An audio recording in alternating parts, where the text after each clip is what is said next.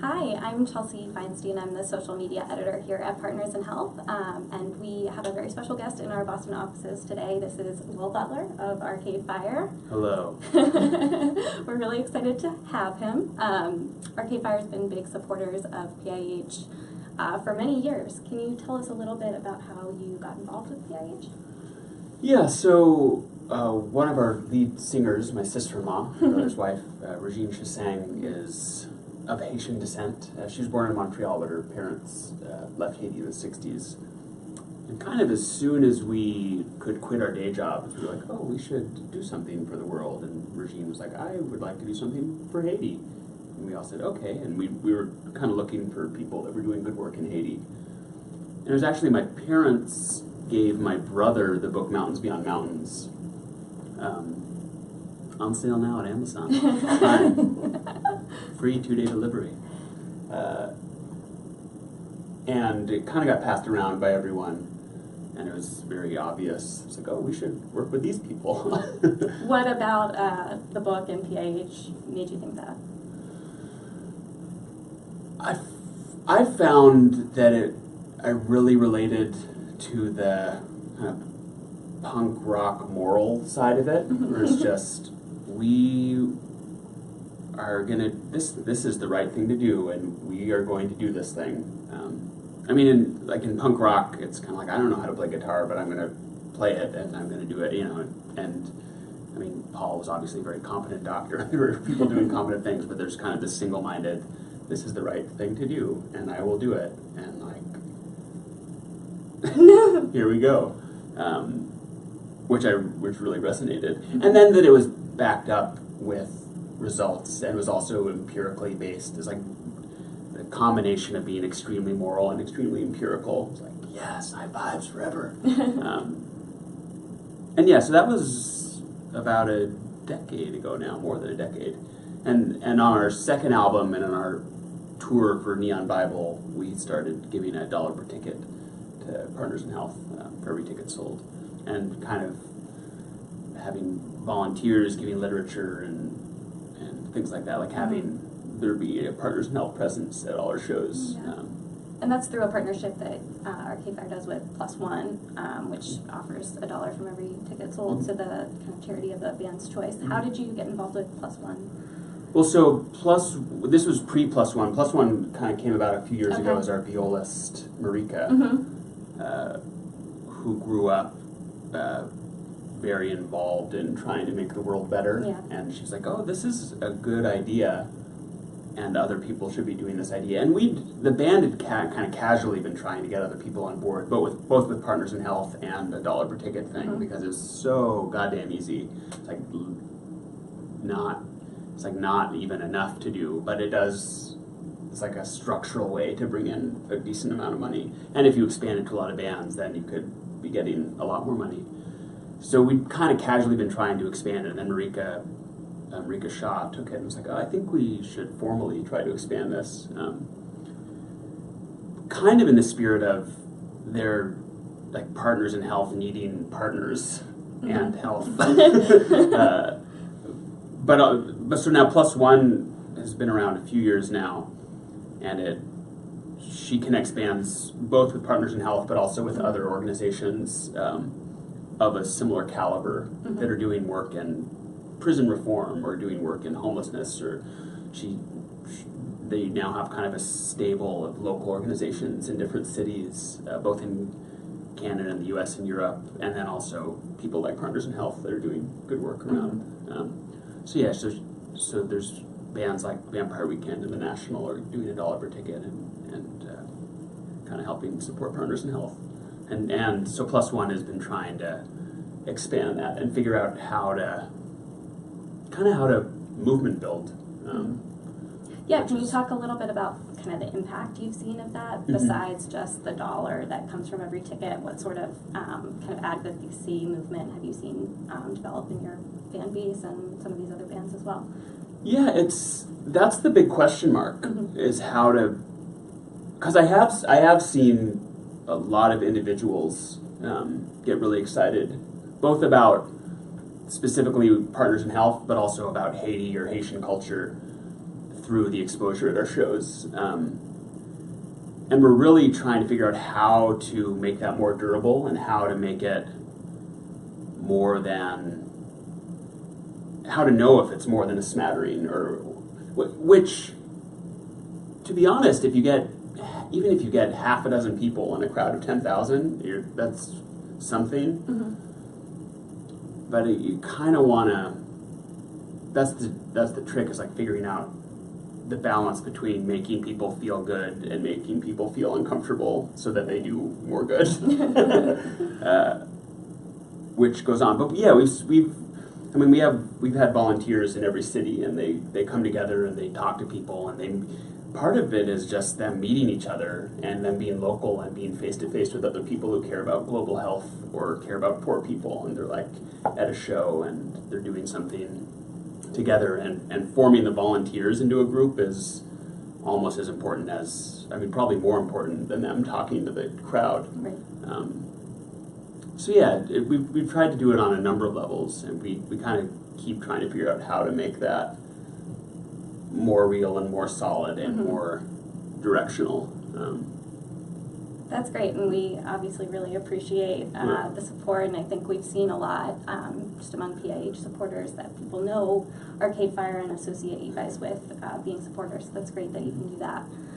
You also went to Haiti a few years back, I think around 2011, so a little bit after the earthquake. Mm-hmm. Can you tell us a little bit about that trip?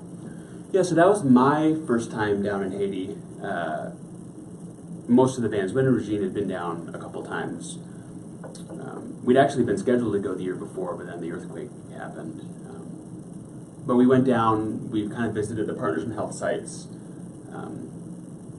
We visited, we went to some of the camps where Partners in Health was working, and went to St. Mark, which had been kind of near ground zero of the cholera epidemic, and met some really inspiring doctors and nurses and people doing the work. And then we went up to Conge, kind of where Partners in Health started, which was kind of a very beautiful way to end the trip.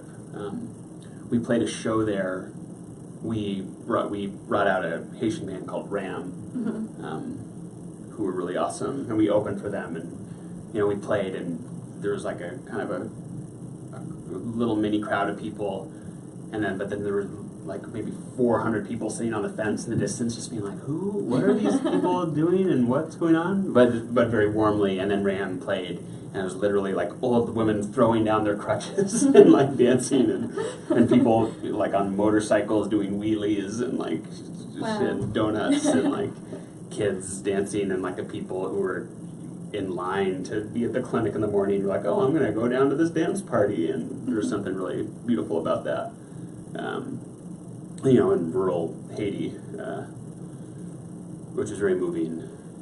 And then we went down a couple years later to a town called Jacmel, just for carnival, just mm-hmm. Let's go as tourists. Mm-hmm. And that was also really inspiring, just because Jacmel is beautiful and like a long tradition of arts, and they do kind of a proper carnival where topsy-turvy and very political, and massive paper maches, heads of the Pope and of Creole pigs, and that was a very different view of Haiti, which was great. We played then as well. We played like 3 a.m. at a festival that we helped put on, that Marika also helped put that on as well. That was also a good time. Great. Yeah, it's great that you got the chance to go and kind of see the work and see the country firsthand. I want to switch gears a little bit and just ask you about what you're working on right now, either individually or with the band.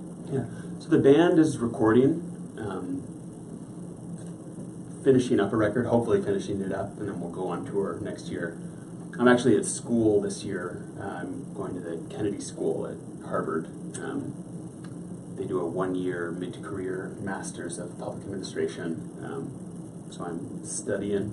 That's great. Good year to be studying. Yeah. Good year to be sharpening the knives. Why did you pick that program specifically?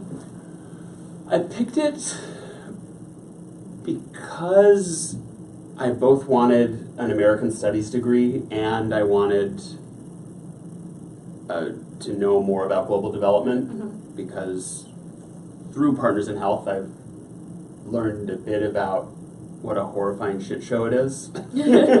I mean, globally, now what Partners in Health is doing is really solid and amazing, but on the whole, you go to a place like Haiti and they don't even know how many NGOs are there. It's between 5,000 and 15,000.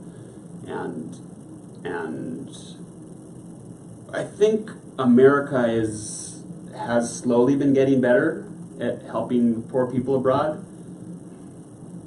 To be honest, I imagined Clinton was going to win the presidency and we would get marginally better at helping poor people abroad.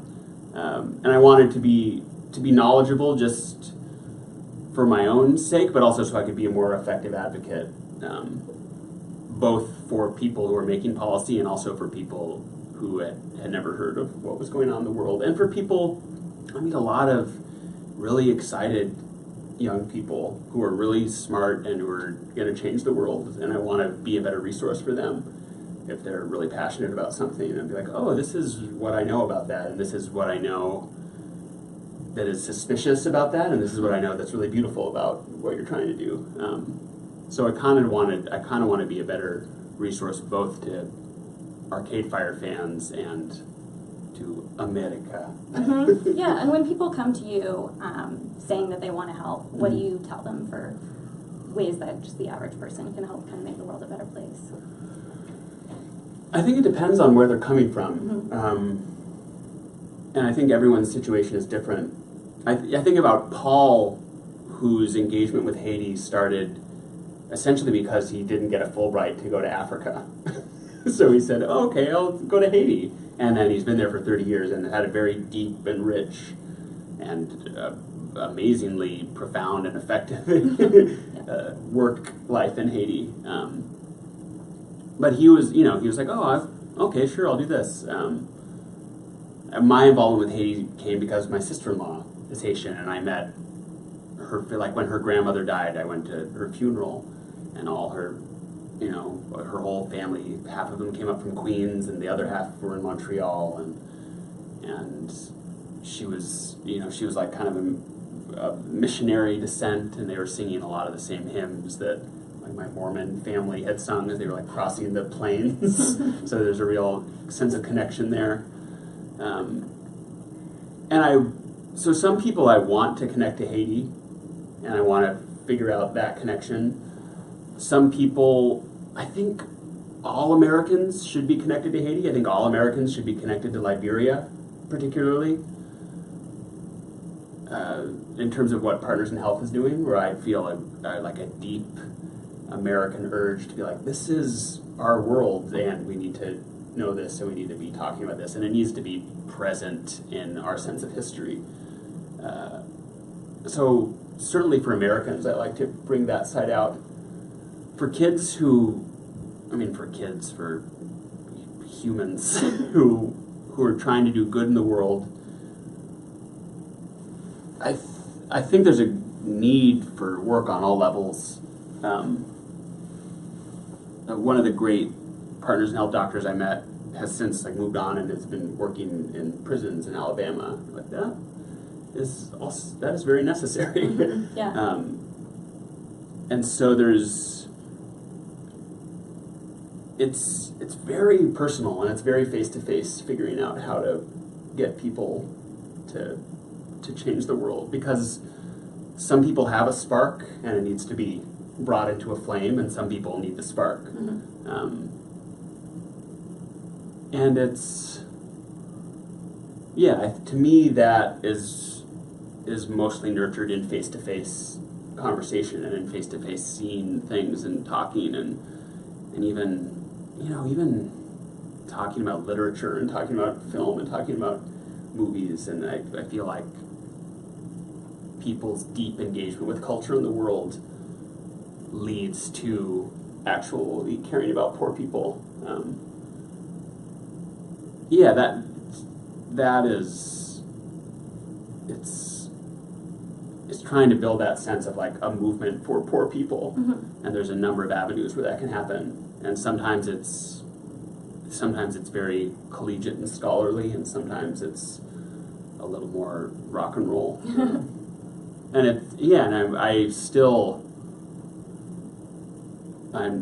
I'm still very interested in figuring out how the best way to bring that about is, and what avenues, because there's no slam dunk perfect way to get people to do the right thing, and it's really hard to figure out what the right thing is. Sometimes the problem with saying that is that becomes such an excuse. Like that was always the excuse given to Partners in Health so many times throughout history. It's like, oh, but we don't know that the AIDS medication is going to work in rural Haiti. Being like, but you give the medicine to people, and then it works, and then people respond to medicine. There's not like this mystical, like it's rural Haiti, so the genome is different. But people are like, oh, it's less complicated. And you're like, it is. It's complicated, but so yeah, I love it's complicated as an excuse to explore, not as an excuse to shut it down. Right. And try and figure out how to embrace that, or how to get people to overcome that is very much an ongoing experiment. Right. Right. Well, I just wanted to thank you so much for all the work you and the rest of the band have done over the years to support PIH. It really means a lot to us, and I can tell that you're just so invested in the work, which is great. And thanks to everyone who tuned in on Facebook. We really appreciate it. Definitely make sure to follow us on Facebook, Twitter, and Instagram. We're going to have a lot of exciting content in the next couple of weeks. So thank you very much, and we'll see you next time. Thank you. Bye.